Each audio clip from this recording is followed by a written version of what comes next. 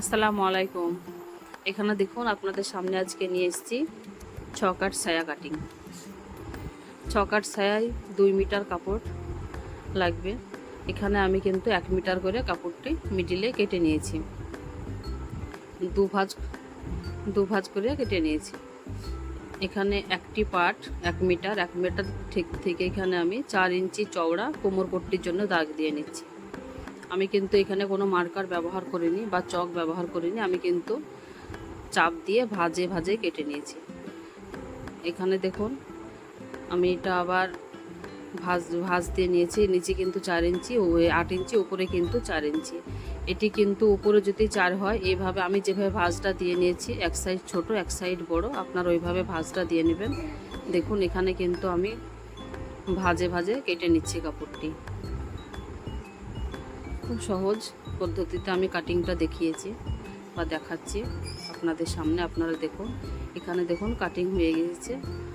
মিডিলে একটি বড় পার্ট, দুই সাইডে কিন্তু দুটি ছোট পার্ট। এটা কিন্তু 1 মিটার থেকে 3টি পার্ট বের হয়েছে। সুন্দরভাবে 3টি পার্ট বের করে নিয়েছি।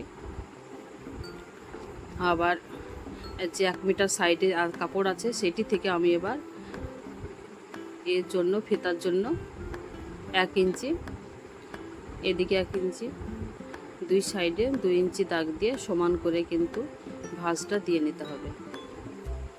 এই ভাঁজটা এখানে হাতের চাপে ভাঁজটা দিয়ে নেব। চাপ দিয়ে ভাঁজ দিয়ে কিন্তু কাপড়টি কেটে নেব।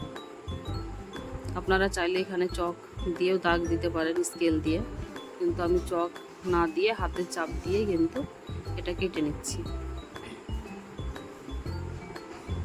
এইভাবে হাতের চাপ দিয়ে সুন্দরভাবে কিন্তু একটি দাগ হয়ে যায়। ভাজে কিন্তু কাটিংটা করা যাবে। 1 ইঞ্চি ফিতে তৈরি করার জন্য কেটে নেব।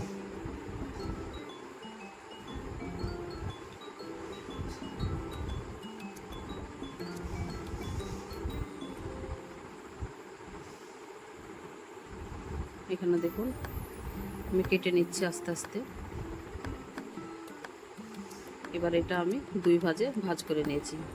সেম প্রসেসে আবার কিন্তু এটা আমি ছোট বড় আবার ভাজ করে নেব।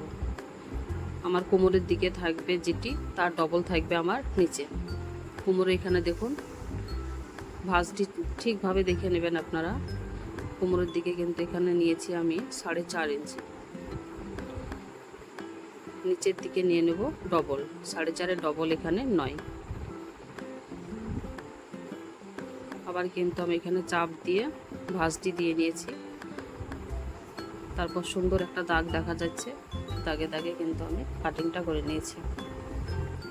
এবার পাটটা আবার খুলে দেখাবো। 3টি পার্ট বেরিয়ে গেছে। এইভাবে আজকের মতো এখানে আমার কাটিং শেষ। আল্লাহ হাফেজ।